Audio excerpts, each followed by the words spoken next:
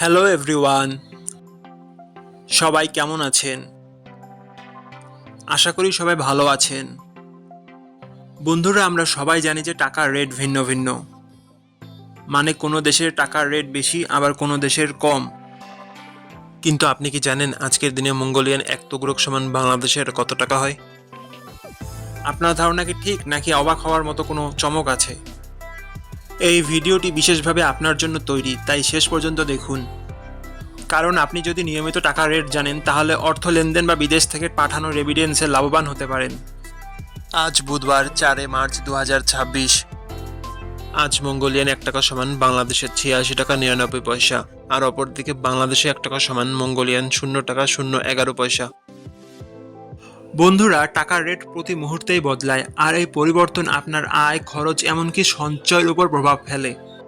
তাই নতুন রেট সবার আগে জানতে এখনই চ্যানেলটি সাবস্ক্রাইব করুন এবং বেল আইকন প্রেস করুন, যাতে কোনো আপডেট মিস না করেন।